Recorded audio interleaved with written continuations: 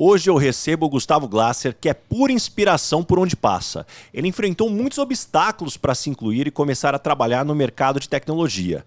Para se sustentar, ele iniciou sua carreira como garçom e, percebendo a oportunidade no mercado de trabalho em tecnologia, ele construiu seu próprio caminho, superando muitos desafios. Ele passou por programas de treinamento da Microsoft, trabalhou em grandes empresas, participou de competições internacionais e fundou a Carambola, onde já foram treinadas e incluídas no mercado quase 300 pessoas. Entre tantos reconhecimentos, ele também foi premiado como empreendedor social de 2019 pela Folha de São Paulo.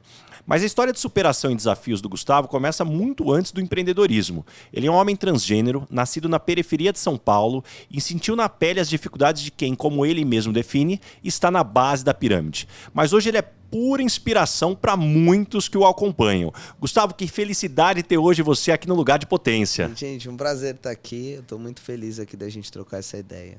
Muito bom. E Gustavo, você teve uma trajetória dura. Um jovem de periferia, homem trans, que até então, aos 19 anos, você assumiu a sua orientação sexual para a família, não teve o apoio da família.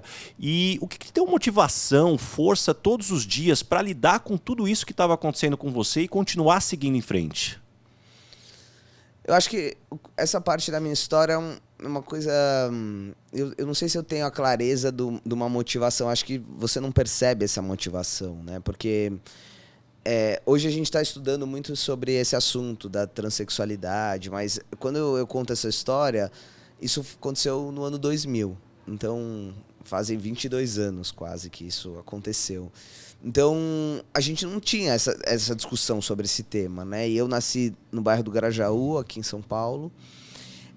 O meu pai é mecânico e a minha mãe fazia bolo. Então, imagina que há 20 anos atrás a gente não tinha compreensão do que era isso. E hoje ainda a gente tem muita dificuldade de entender essa questão de transexualidade, identidade de gênero, de orientação sexual.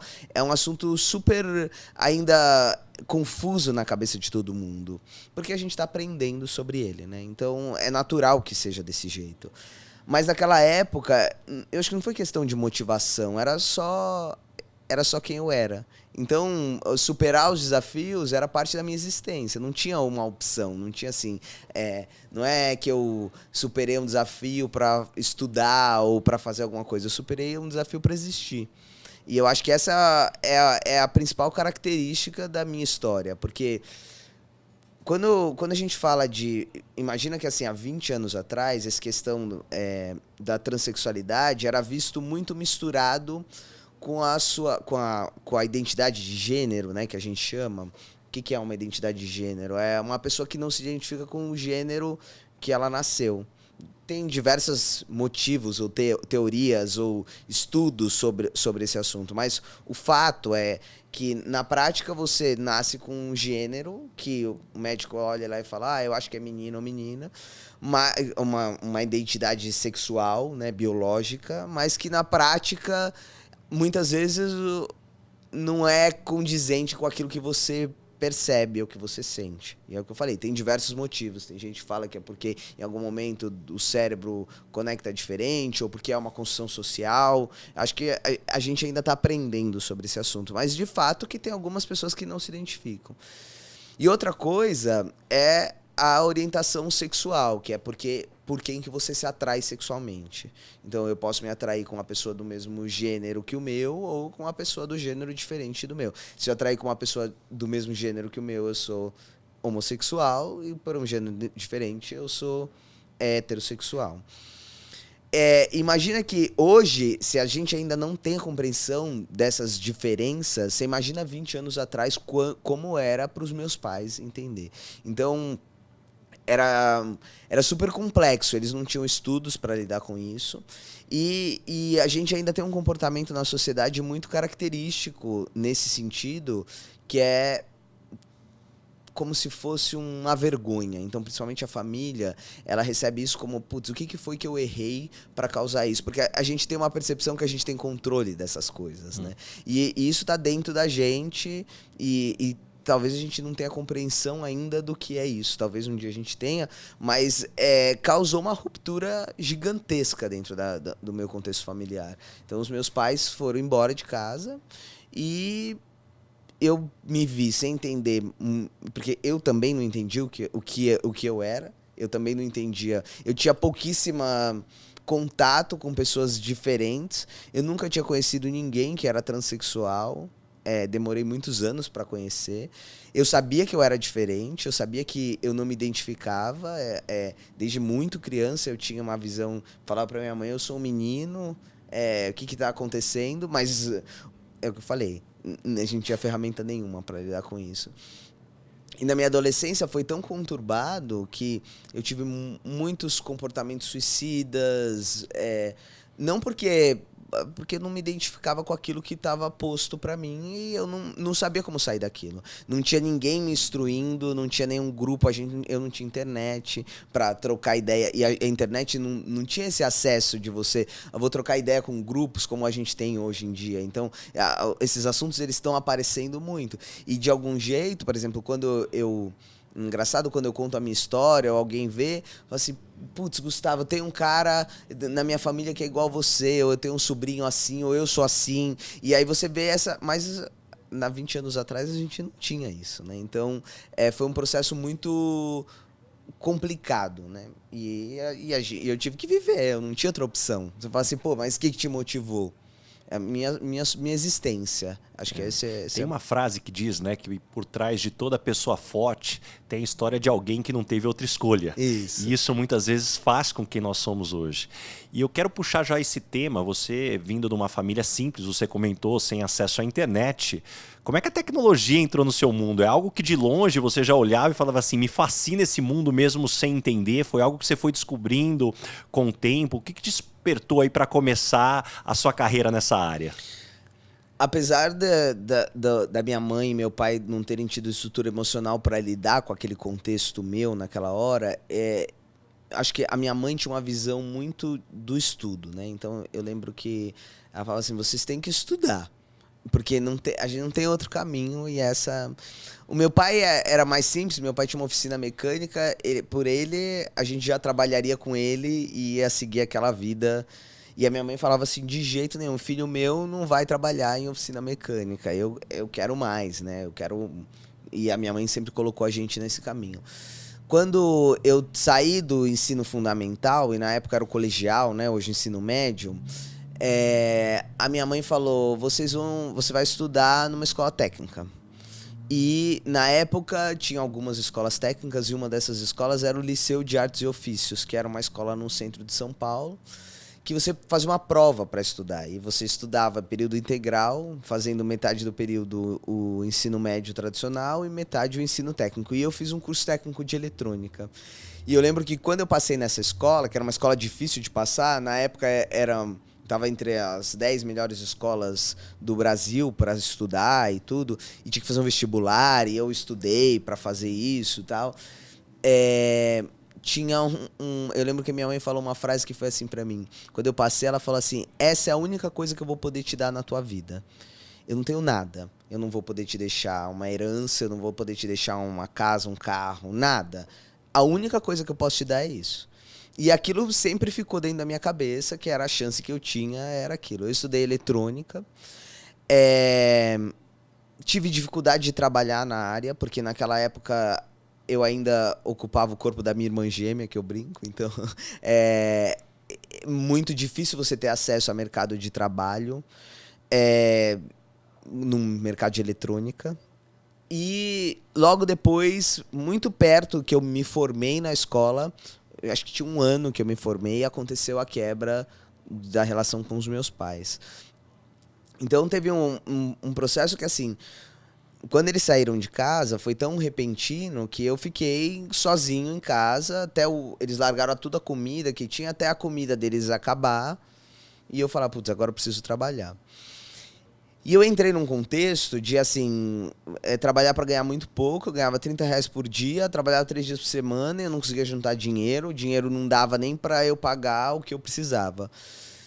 Quando um dos meus amigos que tinha estudado nessa escola comigo tinha passado tinha feito vestibular, passado para estudar curso de computação e falou assim, a gente ficou um pouco afastado. Nesse período eu perdi contato com os meus amigos também, porque eu ficava pensando assim, pô, se os meus pais receberam desse jeito, você imagina como o mundo vai me receber. Então eu fiquei super recluso, e aí fui depois me aproximando, e esse cara falou pra mim, cara, vamos ali comigo que eu vou comprar um carro. E eu falei assim, quando você vai comprar um carro, você acabou de arrumar um emprego. E eu lembro que eu fui com ele, quando ele tava preenchendo na concessionária, lá os dados dele, ele colocou que ele tinha uma renda de 5 mil reais. Imagina, eu ganhava 30 reais por dia. O cara parece ganhando 5 mil reais. Eu falei, cara, o que você faz? E ele falou assim, eu sou programador. E eu falei, como que eu faço pra fazer isso? Ele falou, tem alguns cursos gratuitos. Não, tem um curso que você paga uma certificação, vai fazer ali e tal. E eu falei, como que eu vou fazer certificação se eu não tenho dinheiro pra pegar a condução? Eu lembro que na época a gente pegou uns pedaços de computador, montei um computador, ele gravou um CD pra mim e falou, vai estudar. E eu falei, não vou conseguir estudar isso nunca, porque tudo era difícil. E aí eu descobri um curso da Microsoft, que era um curso gratuito, que durava 3 meses. E no final tinha uma feira de emprego para você arrumar emprego. E eu falei, é a chance da minha vida, é isso. Então a tecnologia entrou como aquele negócio, uma falta de opção. Eu não quero viver minha vida inteira ganhando 30 reais nesse ciclo, e pra mim aquele ciclo era inquebrável, porque é um pouco inquebrável. Se você for pensar, eu falo que eu tive uma série de privilégios, porque mesmo eu vindo de uma periferia, a minha mãe falou, você vai estudar, e não tinha opção, e não tinha assim, mas eu não quero, mas não quero, você vai e pronto, acabou. E aquilo, de algum jeito, me deu uma ferramenta que eu estudei numa boa escola. Para aprender, eu já tinha uma noção do que era tecnologia, porque eu tinha estudado eletrônica, então teve uma série de processos que me ajudaram dentro disso. Né? Eu achei interessante aqui a sua passagem, eu quero aproveitar aqui para fazer um agradecimento. Eu também estudei o ensino médio técnico, numa ETEC, né? Eu sou de São José do Rio Preto, então ETEC Filadélfo Gouveia Neto, onde eu fiz o curso de processamento de dados. E esse é um ponto que eu sempre trago aqui no Brasil. Infelizmente, o ensino técnico muitas vezes ainda é visto com muito preconceito. Sim. Parece que o único caminho é o ensino superior. E a gente esquece o quanto que essa formação ela pode dar um acesso muito rápido, inclusive, para jovens ao mercado de trabalho. E na área de tecnologia, eu me lembro que aquilo para mim foi aquela... Olha só, eu estou lembrando aqui enquanto eu falo contigo. Eu prestei o vestibulinho, que era como era chamado naquela época, passei, e aí daquela época tinha os estágios, fui fazer estágio nos Correios, depois na Telesp estatal, tô velho aqui falando com todo mundo, mas aquilo me deu um acesso à internet depois na Telesp, o quanto que eu fui me desenvolvendo, e aquilo praticamente já me catapultou para o mercado de trabalho muito rápido. Então esse é um ponto interessante que você traz, mas eu queria explorar mais essa história da Microsoft. Eu ouvi uma história que você foi no curso, esse curso era ministrado pelos estagiários da Microsoft. É verdade que você pediu para ser cobaia deles? Foi, porque o curso tinha uma prova para entrar. Porque era um curso gratuito que eles faziam numa unidade, na época era um centro de inovação da Microsoft, que tinha uma unidade no Senac lá do Jurubatuba. E eles tinham as salas onde eles ministravam, por exemplo, são 10 salas, sei lá, 600 pessoas que vão fazer. 10 salas com 60 pessoas. E que usavam a estrutura da universidade para fazer aquele curso nos contraturnos do... E aquilo era curioso, porque tinha uma prova. E eu falei, como é que eu vou passar numa prova de um negócio que eu não faço ideia de como que é? Não faço ideia nem o que cai na prova. Então não é que eu não sabia nem como que eu vou estudar. Eu passo antes. Isso. E aí, quando eu fui entender como era o curso, eu vi que os moleques que davam o curso estavam lá e eram estagiários. E eu falei, mas vocês já deram o curso? Que eu queria saber o que caía para eu poder estudar. E o cara falou, não, a gente tá nervoso, é a primeira vez. E aí eu fiz uma proposta para eles. Falei, cara, vamos fazer o seguinte, eu não sei nada. Se você me ensinar e eu aprender, quer dizer que vocês estão ensinando bem. E aí eu pensei, e aí eu passo na prova e vai dar tudo certo.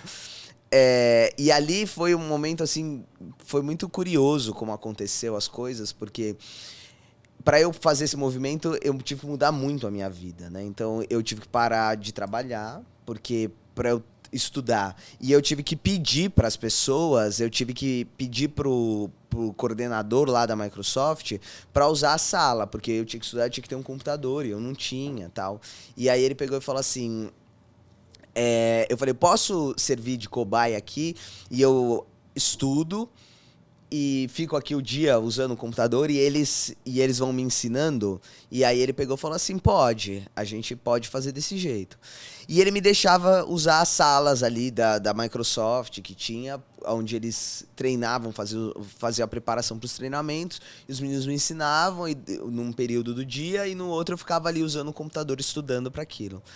Só que os caras que estudavam lá, que trabalhavam lá, eles eram estagiários. Então eles entravam um pouquinho mais tarde, eles entravam 10 horas da manhã.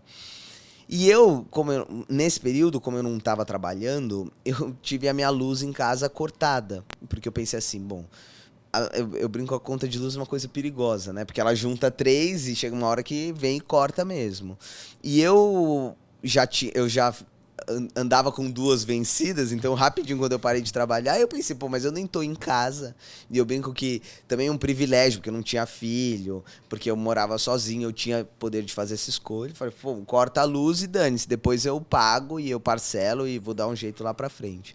Então eu ia muito cedo pra esse lugar, pra poder usar a internet, pra poder fazer. E um dia eu tava sentado na porta, o curso nem tinha começado ainda, porque eu fui usando os meses antes pra... E aí o cara que era o coordenador da época, o diretor lá do Centro de Inovação, pegou e veio cedo, tava abrindo a porta, chegou assim, era umas 7h30, 8 horas, e eu já tava na porta. Ele olhou pra mim, falou assim, se eu não te contratar, você não vai sair daqui da porta, né? E aí ele falou, não, então entra.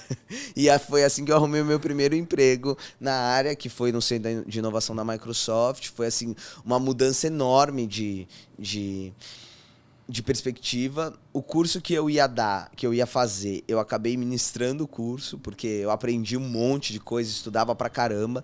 Eu tinha um foco, acho que pela falta de opção, nessa época eu tive um foco muito grande na minha vida, assim. Então eu falei, eu vou fazer isso. E aí era aquilo, eu estudava de noite e a minha curva era muito rápida, porque eu não pensava em outra coisa. Eu falava assim, cara, eu já era mais velho na época do que as pessoas, eu já tinha 27 anos, porque passaram-se 6 anos trabalhando, eu tinha 25, 26 anos, trabalhando como barman, como outras coisas, e eu não queria mais aquilo de jeito nenhum. Então eu falei, o meu foco vai ser esse. E eu mirei aquilo e foi assim que foi. E Gustavo, uma coisa que me chama muito no seu perfil, a gente teve a oportunidade já de se encontrar em outros eventos, é que mesmo passando todas essas dificuldades, você ainda avalia de forma muito otimista, né, essa fase da sua vida como uma bênção. E eu queria explorar um pouco mais, né? Você comentou já quando eu te fiz a primeira pergunta sobre não ter escolhas. Esse otimismo, você teve ele desde sempre? Eu nunca me coloquei num lugar de, putz, eu sou uma vítima disso. Porque, na verdade, era um fato. Eu sou quem eu sou. E eu não tenho que falar... eu brinco que tem gente que fala assim, mas eu no seu lugar, eu faria diferente. Ou se eu fosse você, eu faria isso. Eu brinco que isso não faz o menor sentido pra mim. Porque se você fosse eu, você teria exatamente as mesmas informações que eu tenho e você tomaria exatamente a mesma decisão que eu tô tomando. Então, por algum motivo... eu sempre tive eu não vou me deixar bater com isso.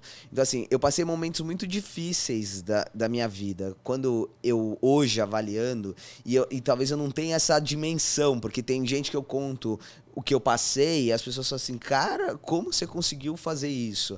Porque eu fiquei realmente muito sozinho. E eu acho que o principal ponto, que acho que de tudo que eu falei, a parte mais difícil... foi a quebra de relação com os meus pais, não no sentido que assim, mas tem gente que perdeu o pai, tem gente que é órfão, tem gente que não sei o quê. Mas a vivência do abandono, na hora que você fala assim, olha, eu sou assim, e o seu pai e sua mãe falam assim, isso eu não aceito, e que não é uma escolha. No meu caso, não era uma escolha assim, eu vou jogar futebol ou eu vou seguir uma determinada carreira e o seu pai falar, eu não concordo com você. Eu falo assim, eu sou assim. E o seu pai falar, se você é assim, eu te quero longe. Aquilo pra mim foi uma quebra muito grande. Então, tudo parece menor que aquilo. Então, assim, eu fiquei sem luz. Meu pai foi embora de casa, minha mãe foi embora de casa. E isso talvez foi a maior... ferramenta que me permitiu fazer as outras coisas, entendeu? Porque, assim, o pior já tinha acontecido. Então, a partir de agora, eu já sei o que é o pior cenário. Então, tá bom. O que vem? Tá tudo bem. Ah, mas você não consegue pagar a conta de luz. Tá tudo bem.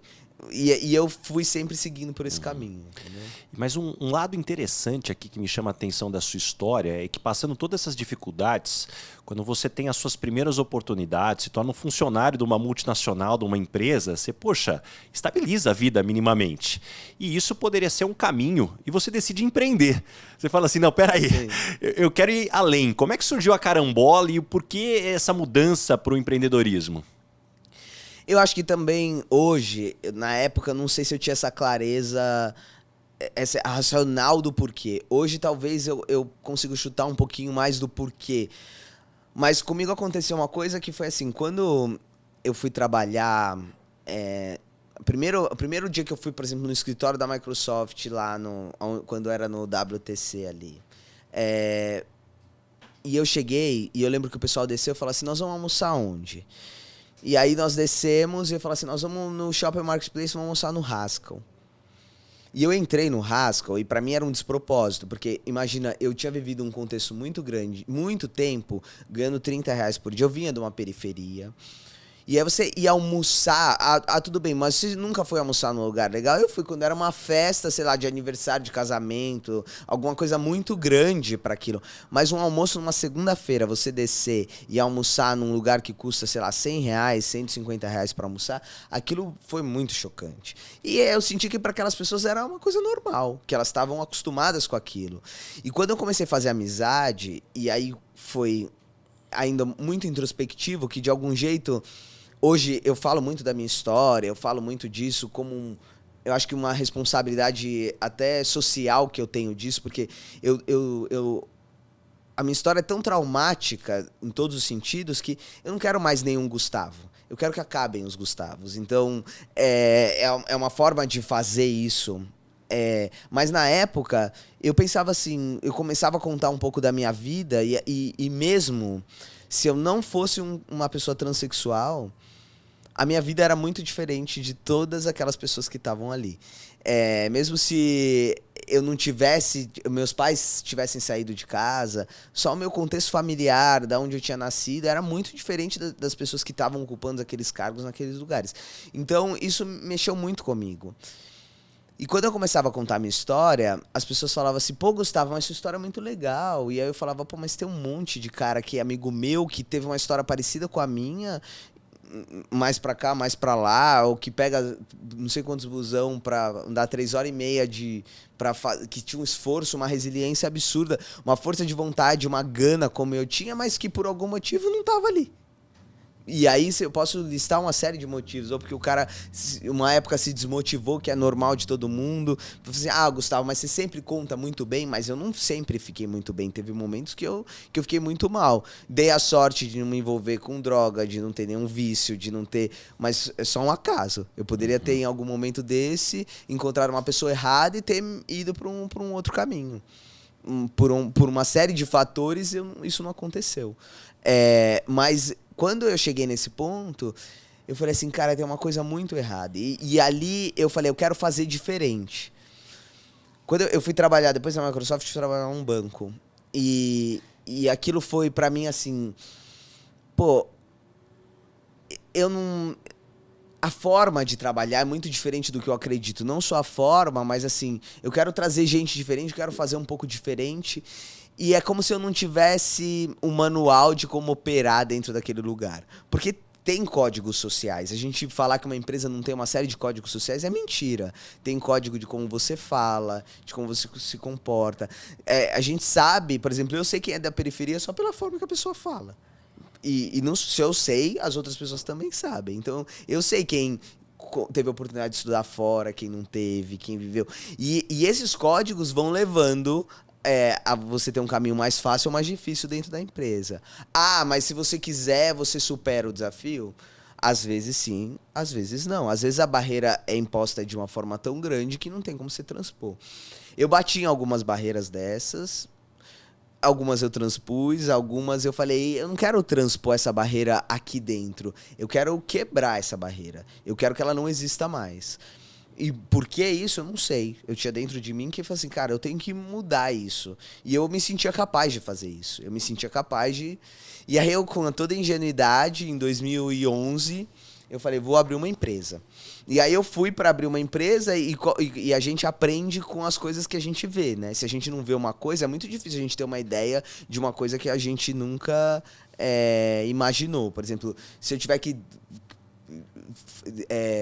pensar num desafio de como rolar uma coisa, provavelmente eu vou pensar numa coisa redonda que pareça uma roda, porque eu já vi aquilo e eu vou fazer analogias àquilo. Então, o que era o empreender para mim? Abrir uma empresa. Na época, o que era o mais próximo que eu tinha? Uma consultoria de software.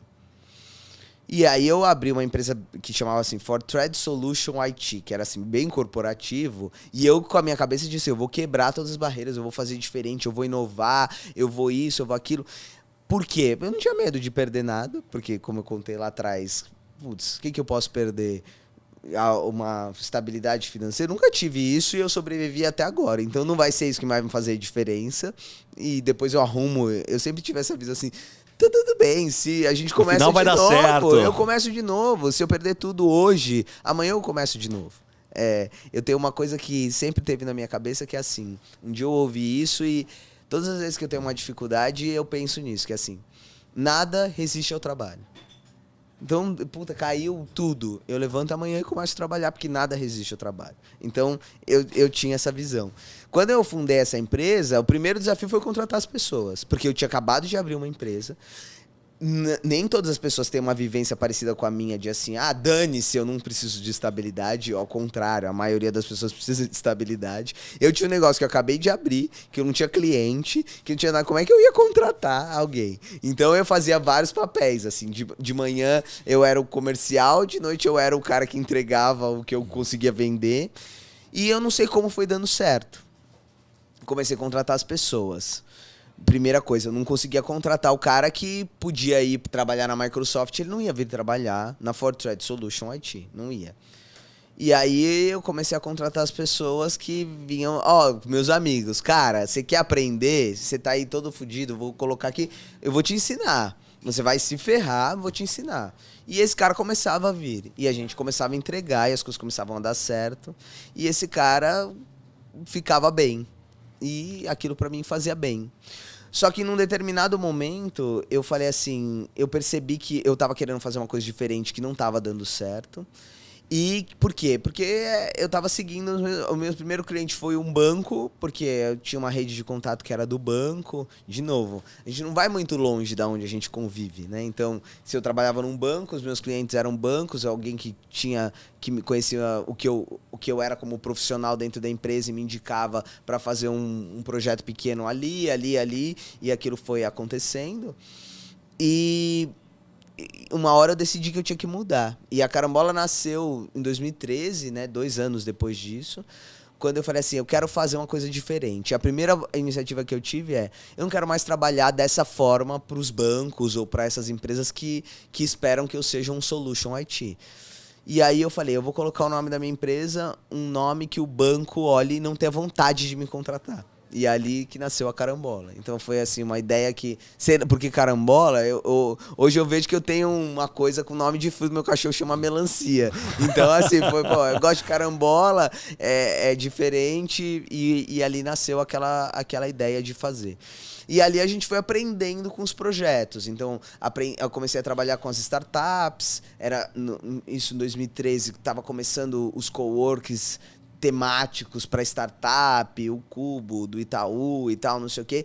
E eu me juntei ali, comecei a fazer um monte de projeto diferente. Foi muito bom como profissional e como empresa, porque assim, eu tive a oportunidade de fazer desde algoritmo de machine learning para identificar ataque epilético até sistema operacional de aplicativo de táxi. Então, de uma gama enorme de coisas, eu fui ganhando muita experiência de negócio, putz, isso aqui dá certo, isso aqui não dá, e de empreendedores, porque eu tinha contato direto com o cara que tinha a ideia, que tinha o sonho, que queria vender, que queria fazer, e o que dava certo e o que não dava. Então, como negócio, para mim, foi muito bom. E até que eu conheci alguns meninos que tinham uma ideia de um negócio, que me convidaram para falar, você quer, eu não tenho dinheiro para te pagar.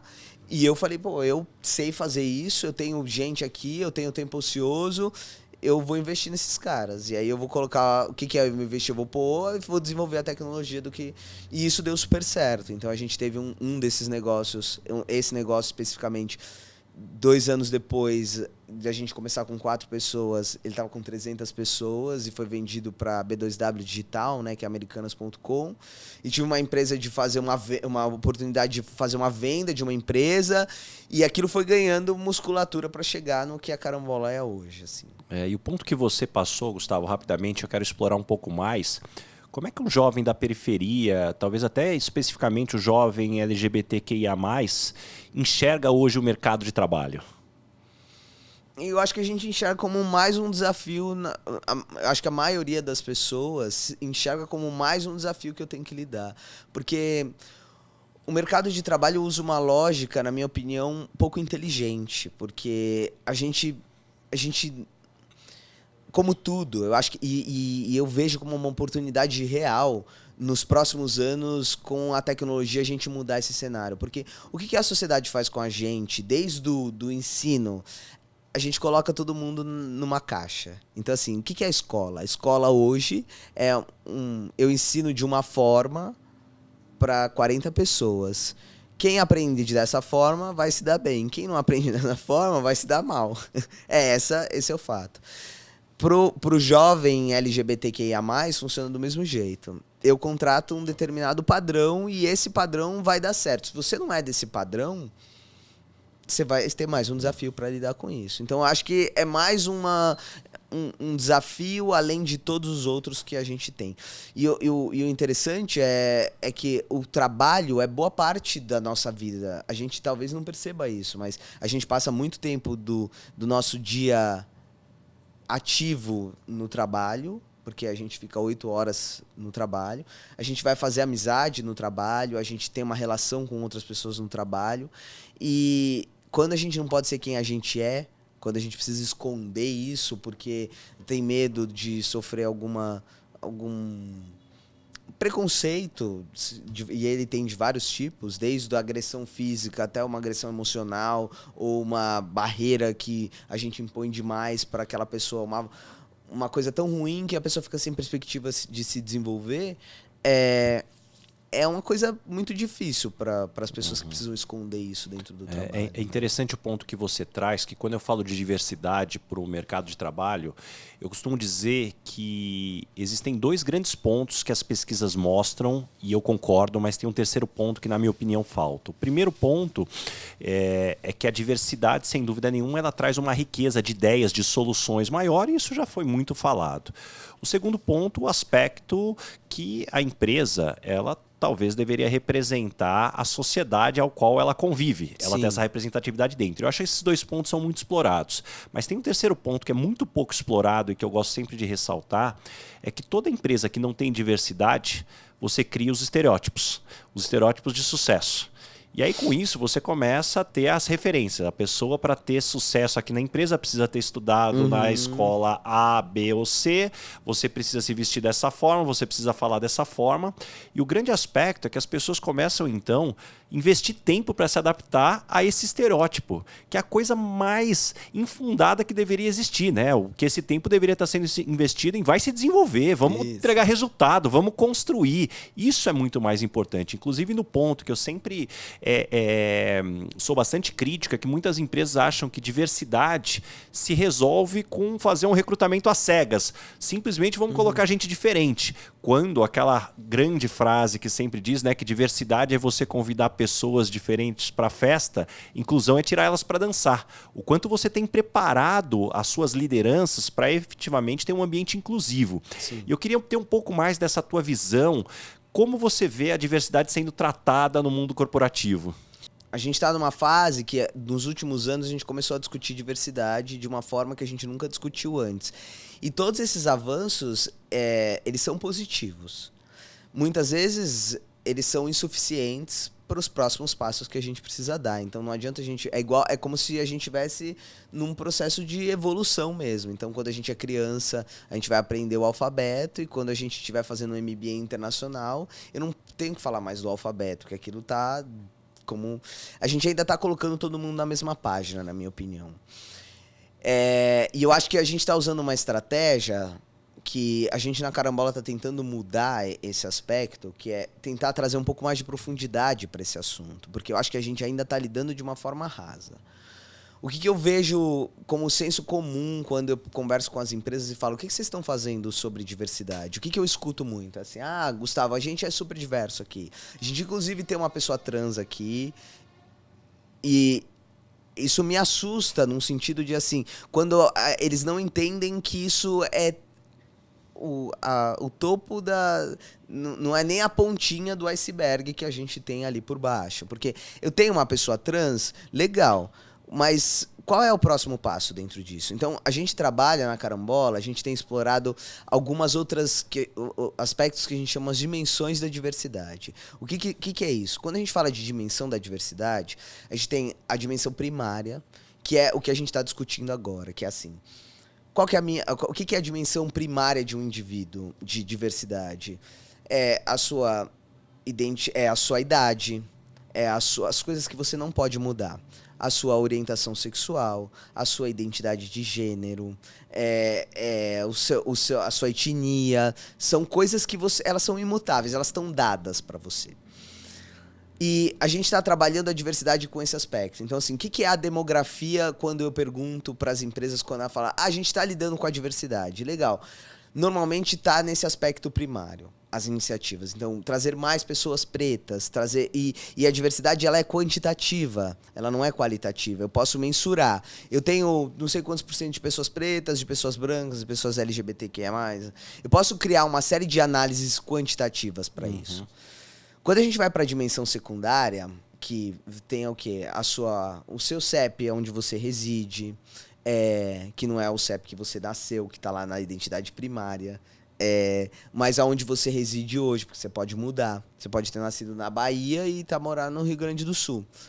Faz diferença? Claro que faz. Uma pessoa que nasceu na Bahia e viveu a infância na Bahia tem uma cultura diferente de quem nasceu no Rio Grande do Sul e vai ter dificuldade de adaptação. Então, tem a sua religião, o seu estado marital, com quem você casa, com quem você vive, se você tem filho, não. E aí eles vão sendo determinados. A terceira camada é a diversidade organizacional, que é onde você está no mercado de trabalho e que tem a ver com a sua identidade primária, com a sua identidade secundária e, por consequência, a sua camada organizacional. E tem uma quarta camada que engloba tudo isso, que é a visão sociocultural disso tudo. Então, se você é uma pessoa da periferia, você foi estimulado de maneira diferente de uma pessoa que nasceu num bairro nobre. Melhor ou pior, eu não estou pondo juízo de valor. Eu estou só falando que é diferente. Uma pessoa que estudou numa escola pública foi estimulada diferente de uma pessoa que não estudou. Numa família que teve pai e mãe em casa do que uma que não teve. A gente tem todas essas vivências. E é nesse ponto que a diversidade faz diferença. Porque eu concordo total com essa frase da inclusão é chamar para dançar. Mas como se eu chamo para dançar se eu não falo nem a língua dessa pessoa? Porque o que a gente tá fazendo hoje eu quero chamar o cara pra dançar. Eu quero chamar as pessoas pretas pra dançar. Mas elas têm que falar a minha língua. Eu não tenho que ir até elas. O que as empresas... A tradução que eu vejo do mercado, as iniciativas de diversidade estão levando... Preciso formar pessoas trans. Gustavo, eu preciso formar pessoas trans para trazer para o mercado. Preciso formar pessoas pretas. Eu preciso formar mais mulheres de liderança para falar a sua língua. Então a gente vai estar, de novo, homogeneizando, e aí o sentido da diversidade perdeu como um todo. Por quê? Eu sinto que o mercado de trabalho está apto a receber pessoas, por exemplo, homossexuais dentro das empresas, contanto que elas não pareçam homossexuais, contanto que elas pareçam heterossexuais. Eu estou disposto a trazer meninos pretos para dentro da empresa, contanto que eles tenham tido vivências de meninos brancos. Que eles tenham estudado nas escolas dos meninos brancos, que eles falem como os meninos brancos, Quer dizer que eles são diferentes? Sim, porque a diversidade primária tem consequência na sua secundária, que tem consequência na organizacional. Tem uma pesquisa acho que do MIT, eu não sei se do MIT ou Harvard, que eles têm um algoritmo que tem 80% de precisão de identificar, baseado no CEP que você nasceu e algumas características primárias, qual que vai ser a sua renda no futuro. Então, a gente não está falando nenhuma loucura, a gente está falando que a sua visão organizacional hoje tem a ver, sim, com uma série de fatores, porque senão o algoritmo não conseguia prever. Tem uma frase que eu gosto muito, que ela diz que se você teve acesso à educação, enfim, você teve alguns privilégios, isso não tira o mérito da sua conquista. Sim. Mas é importante você reconhecer que você não teve barreiras importantes que outras pessoas precisam vencer para atingir com isso. E nesse ponto, Gustavo, eu quero pegar muito da tua vivência e da tua visão. Existe ainda, muitas vezes, um preconceito, e eu vou colocar, não sei nem se é na fase primária ou se tem algo antes do primário aqui, de muitas pessoas quando vem o tema diversidade, e fala assim, puxa, mas então é cota, mas então, puxa, eu vou perder o acesso que eu poderia ter porque vão dar o espaço para outro. Qual a melhor forma de responder um argumento tão primário como esse? Eu entendo o que causa isso, porque é uma lógica que a gente na Carambola está tentando buscar também. Quando a gente fala de diversidade, a gente não é uma empresa de diversidade, a gente se posiciona como uma empresa que está querendo olhar para o futuro do trabalho. O que é o futuro do trabalho? Ele engloba a diversidade como um dos aspectos, mas a Carambola não é uma empresa especializada. Se eu fosse falar assim, como eu descreveria a Carambola, ou como a visão do que eu quero que a Carambola seja vista no mercado, não como uma empresa de diversidade, como uma consultoria de diversidade, mas como uma empresa que vai preparar pessoas ou uma plataforma que vai ajudar empresas e pessoas a integrarem para o mercado de trabalho do futuro. E o que é esse mercado de trabalho do futuro? Ele é um mercado colaborativo, ele é um mercado diverso, ele é um mercado abundante. E aí essa palavra abundante tem a ver com esse ponto, especificamente desse exemplo que você colocou. A gente está vivendo uma sociedade da escassez. Então, por que as políticas de inclusão incomodam tanto? Porque se eu tenho uma visão escassa do mundo, se entrar alguém aqui, vai tirar o meu espaço. E quando a gente muda essa perspectiva e percebe o mundo pela ótica da abundância, eu não preciso ter esse medo. Naturalmente, esse medo acabou. Então, o que é a abundância? É eu criar um contexto digno para a sociedade. Ah, Gustavo, mas isso é utópico, isso é... Mas a gente está chegando num momento da nossa sociedade que vai ter uma ruptura, a gente queira ou não. Por quê?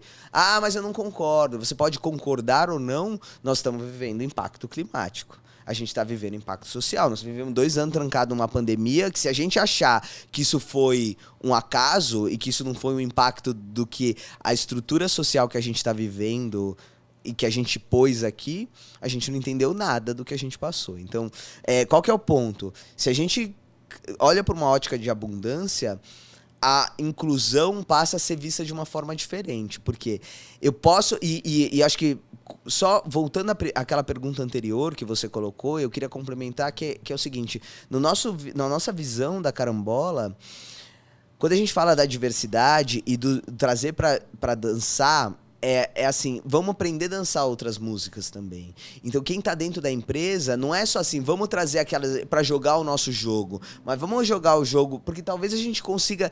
E não existe inclusão sem conflito. Não existe na minha opinião, não existe crescimento sem conflito. Vai gerar conflito. Mas o conflito, se tratado de uma forma positiva e de uma forma de abundância, de uma visão de, pô, eu quero aprender com o conflito, a minha vivência aqui com você hoje gera conflitos. Ele pode ser positivo, entende? Não existe... Se você olhar na história da sociedade, a sociedade evoluiu muito em todos os momentos que a gente teve conflito. Não estou dizendo que a gente precisa fazer um conflito armado, mas o conflito é positivo. É a hora que a gente tem um conflito de ideias de uma forma não rasa. Confrontar os nossos padrões, as Confrontar nossas os verdades. nossos padrões, as nossas verdades. É assim que a gente cresce. Quando a gente tem filho, ele confronta tudo aquilo que a gente acredita. Isso é um confronto. Na hora que você pega o seu filho, você fala, eu acredito isso, isso e isso, e você tenta fazer aquilo e sai tudo diferente do que você imaginou, você está lidando com aquilo. Agora o ponto é positivo para uma sociedade o mercado de trabalho do futuro? Para mim, o mercado de trabalho do futuro não existe sem diversidade e inclusão. Por quê? E aí imagina assim, hoje, mercado de trabalho e tecnologia. Antes da pandemia, eles falavam que a gente tinha mais de 1 milhão de vagas em aberto. Quem são as pessoas que preenchem o mercado de trabalho de tecnologia? Homens, brancos, heterossexuais, cisgênero, de classe média alta. Essa é que as empresas sabem contratar. Então, se eu trouxer um menino de classe média alta que foi estudar em Stanford, um curso de programação de 1 semana, ele vai arrumar um emprego em qualquer empresa para ganhar mais de 10 mil reais de salário. Se eu peguei um menino preto para colocar de periferia, que fez talvez a mesma semana de curso, com o mesmo conteúdo, mas o curso na periferia, ele não vai se integrar da mesma forma. E aí, ou a gente vai aprender a trabalhar com esse menino preto, ou a gente não vai preencher as vagas, porque todos os meninos brancos, heterossexuais, de gênero, de classe média alta, já foram contratados e a gente ainda tem 1 milhão de vagas em aberto. Então, o que eu tenho feito para as empresas, e o que a Carambola tem se colocado hoje a gente é uma plataforma de gestão da diversidade e inclusão. Por quê? Porque eu preciso dar a ferramenta para as empresas lidar com uma coisa que ela não sabe lidar. E aí é a oportunidade que a gente tem de fazer a visão da escassez virar uma visão de abundância. E, Gustavo, tô adorando esse papo aqui. E algo que eu quero explorar, você falou aqui de desenvolvimento, de quebrar paradigmas. Quais são as descobertas e desafios que você tem enfrentado como um líder de equipes? Porque até então você era o técnico que estudou muito, dependia de você, e aí você como empreendedor, formador de equipes, líder, quais foram aí as principais descobertas, aí, as viradas de chave que você teve? Eu acho que, pessoalmente, eu me desenvolvo muito. Assim, para mim é um processo de aprendizado o tempo todo, porque eu já errei muito, assim. Aliás, eu erro todo dia. Eu tento errar diferente e errar pequeno. É o que eu tento fazer. Mas eu tento aprender muito com a forma que eu tenho, assim. Eu experimento muito. Então, quando a gente experimenta muito, a gente erra muito. Em relação às pessoas, o que para mim funciona, a minha forma é muito mais do que um trator que em algum momento eu fui na minha vida sair atropelando tudo, como indivíduo, ou quando eu estava sozinho em casa, eu venho aqui e faço vrá, e atropelo tudo. Como líder de equipe, eu já fui um trator e atropelar tudo não funciona. Então, você precisa aprender a, talvez, muito mais inspirar. E acho que o papel do líder primeiro, quando a gente está numa posição de liderança, você falou uma coisa que sim, tudo que eu fiz na minha vida tem mérito. Eu tenho mérito de estar onde eu tô. Não posso tirar todo o trabalho que eu fiz. Mas eu tenho que reconhecer todos os privilégios que eu tive para chegar até aqui. Todo mundo que está numa posição de liderança teve uma série de privilégios que foram dados sem ser conquistado. Nós tivemos conquistas, sim, mas tem coisas que foram dadas pra gente por algum motivo. Então, desde o CEP que você nasceu até a situação familiar, não foi mérito seu. Ajudou você a seguir esse caminho. O que você faz com isso é mérito seu. Você pode levar isso para um caminho ruim ou para um caminho bom. Então a gente tem que reconhecer isso. O meu trabalho como líder é muito de reconhecer o que eu tive como privilégio, apesar da minha vida ter uma série de processos que são méritos meus, mas eu não tenho dúvida que eu tive uma série de fatores que me levaram a esse ponto, e tentar dar para as pessoas o que elas têm de melhor delas mesmas. O meu trabalho é tentar extrair o que ela tem de melhor delas mesmas, porque não posso fazer nada além disso. A partir do momento que está em você, que eu passo uma instrução para você, ou depende de você fazer aquilo. Eu já tive uma empresa com 3 pessoas, onde eu respondia ao e-mail do financeiro, do comercial e do desenvolvedor, eu mesmo, eu tinha as minhas personas, e eu já tive uma liderança num time de 300 pessoas. É muito diferente. Qual o maior erro que você já cometeu que te trouxe o maior aprendizado como líder? Talvez como líder, não, mas talvez uma... Quando eu falo, você vai falar assim, pô, Gustavo, não acredito que você fez isso. Mas juro que na época pareceu uma boa ideia. Porque depois eu entendi, e eu falo assim, pô, isso mudou a forma que eu enxergo a empresa e a forma que eu levo o meu negócio. Porque qual que é o meu negócio? O meu negócio é tentar extrair o melhor das pessoas. Em algum momento, eu comecei a fazer uma análise de pontos que eu tinha que melhorar nas pessoas. Então, a gente estuda um monte de coisa, então eu ia lá e falava assim, pô, aquele cara ali, ele é ruim de comunicação, preciso melhorar a comunicação dele, mas ele é muito bom em trabalhar individualmente. E aí, qual que é o que eu dou risada, porque na época pareceu uma boa ideia. Hoje, quando eu falo, nossa, eu não acredito que... Mas eu peguei assim, eu fiz uma análise de todo o meu time e peguei todos os pontos fortes e pontos fracos. E aí eu comecei a mexer as posições para tentar aprimorar o que eram pontos fracos daquele meu time, porque eu queria melhorar, eu queria levar a barra do time. Então assim, pô, aquele cara é ruim de comunicação, eu vou fazer um trabalho de comunicação para ele, vou colocar ele para ficar uma linha de frente para ele ter que se comunicar mais, para ele melhorar. Eu quase fali. Porque assim, eu peguei todo mundo, tudo que o cara fazia de bom e tirei, e tudo que ele fazia de ruim, eu coloquei ele para fazer. Mas por que eu tive essa ideia? Não é tão... Porque a escola faz isso com a gente, né? Então, assim, se você é bom em matemática e ruim em português, a escola faz você fazer reforço de português. Sendo que, na minha opinião, ela tinha que fazer a gente fazer reforço de matemática. Como líder, quando eu entendo a potência daquele meu profissional, eu vou explorar aquela potência ao máximo e as questões que ele tem como deficiência, que a gente acha horrível essa palavra, mas os pontos que ele talvez não é tão bom, eu vou procurar uma outra pessoa para cobrir aquele buraco. E aí que entra o ponto, por que eu falo que mudou a carambola?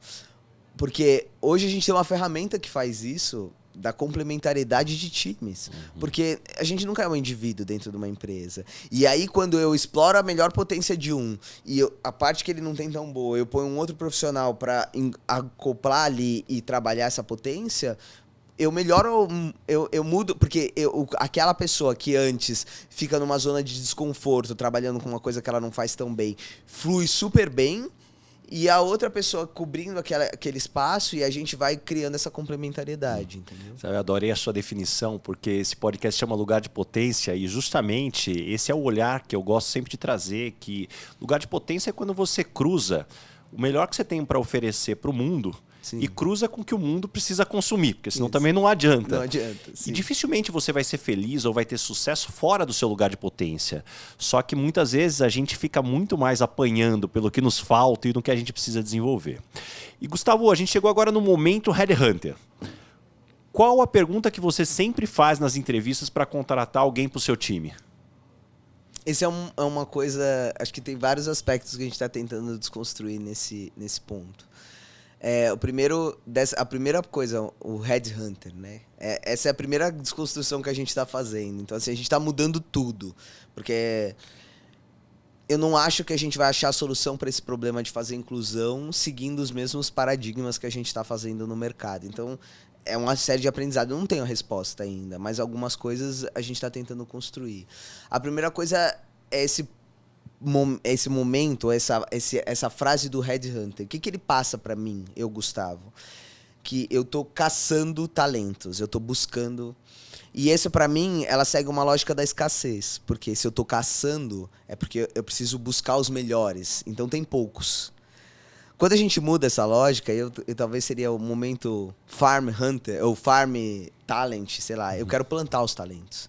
Eu quero cultivar esses talentos. Então, para mim... O que a gente desconstruiu essas entrevistas do que a gente busca. A gente tem um questionário onde as pessoas preenchem as dimensões que elas têm. E a gente tenta englobar isso no momento do time, através da ferramenta de matchmaking que a gente tem lá. E a gente tenta englobar, essa pessoa, qual que é a potência que ela tem agora e qual é o desafio que ela tem para trabalhar dentro desse time.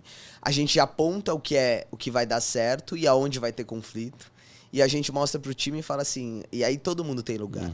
Então a abundância... Hoje eu tenho a nossa taxa de empregabilidade do nosso programa é muito alta.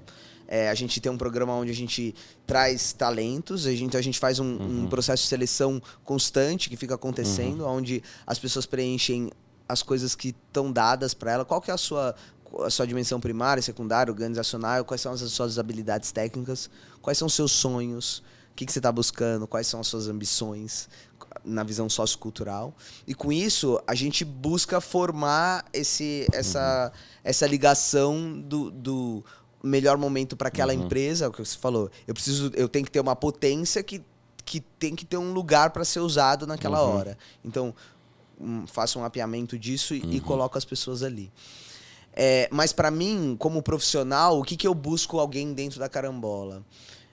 É alguém que seja disposto a se desenvolver e a desconstruir. Talvez a resposta eu tô querendo criar uma coisa totalmente nova, que vai usar uma série de padrões.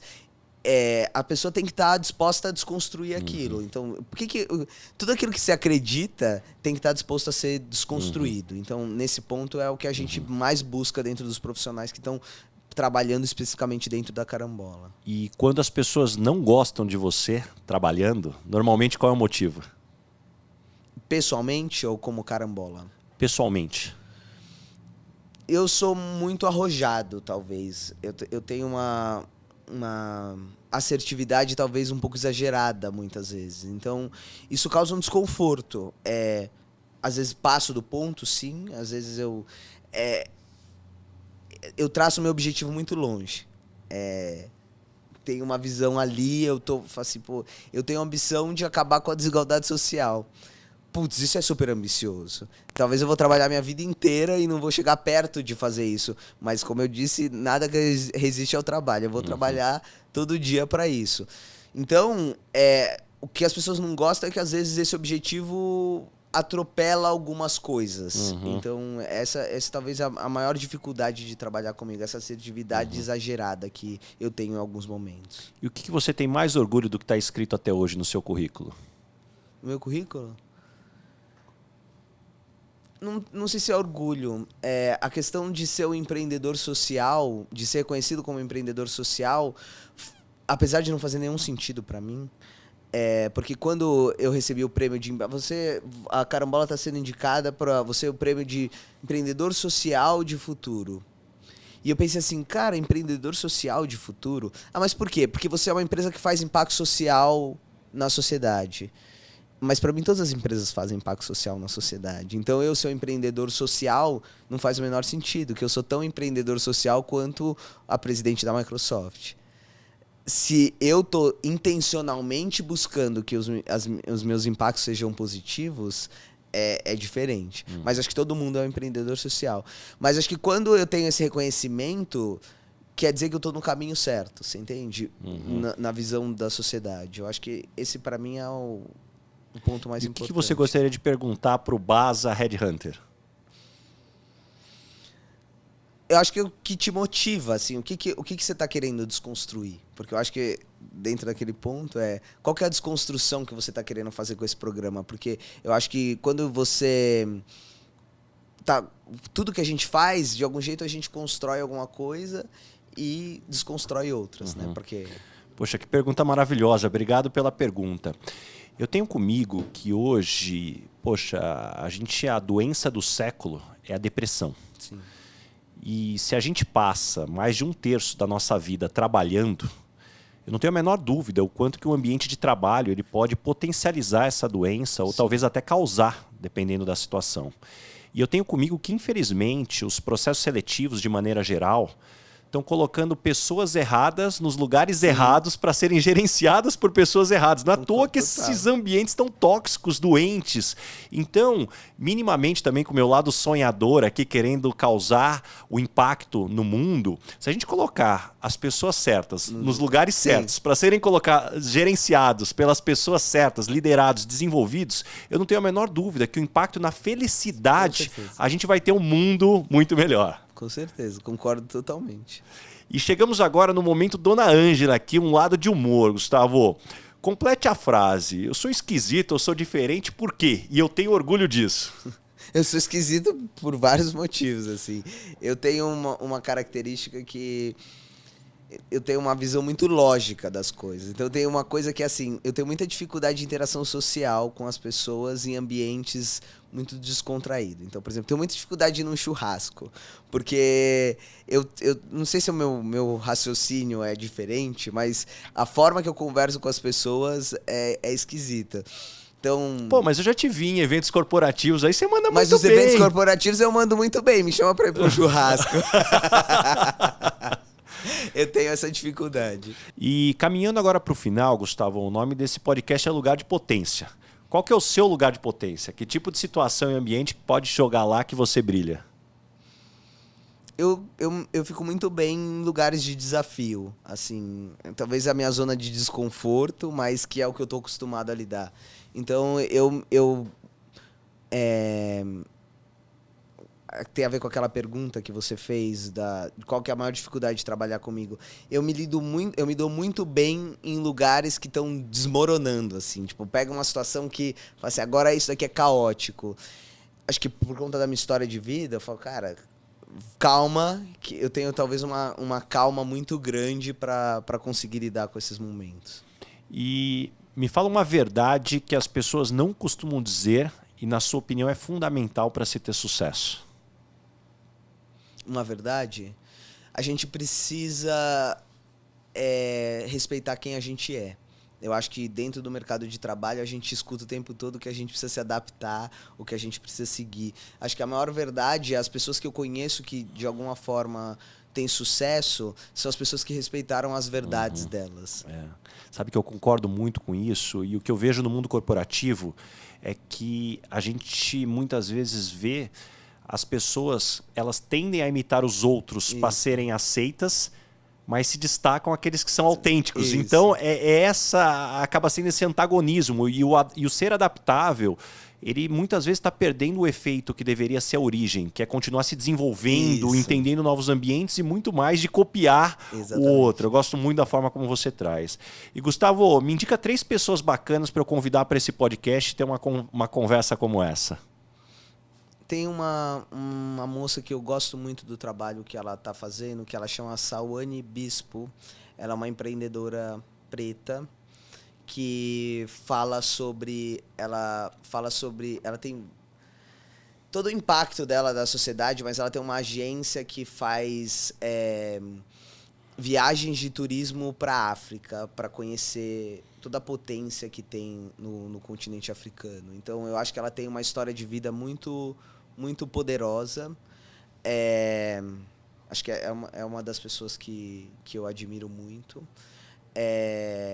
Tem uma outra moça, a Camila, da Jobecan. Ela também tem uma visão de mundo e de diversidade muito positiva, ao meu ver. E uma outra pessoa que a gente poderia trazer aqui... Tem um rapaz que eu acho que seria uma... A história dele é uma superação. Ele não é um CEO, ele não é mas ele é um empreendedor. O nome dele é Nego Nato. Ele tem paralisia cerebral e ele é um designer. E ele faz o design dele com uma caneta na boca, assim. E o trabalho dele é muito... E ele movimentou muita gente, assim, porque tem um poder de atração muito grande para lidar com isso, assim. São pessoas que têm uma história de vida muito inspiradora e eu acho que vale a pena uma conversa para entender a forma que eles enxergam a potência deles, porque eu acho que são pessoas de muita potência. Muito bom. E, Gustavo, deixa algumas dicas de fontes de conhecimento. Como é que você se mantém informado e se desenvolve? Eu converso muito com as pessoas, eu tenho um algoritmo na minha cabeça que eu gosto muito de conversar com pessoas que têm uma visão de mundo diferente da minha. Para mim é o melhor, assim, se eu tenho uma visão política A, eu quero conversar com o cara que tem a visão... Porque eu acho que é a melhor forma de me informar, porque se eu me informar lendo o que eu quero ouvir, na verdade eu vou estar informando só o meu ego. Então eu gosto de me informar lendo o que eu não quero ouvir. Porque eu acho que a maneira de... Porque o que eu quero ouvir vai ser fácil assimilar.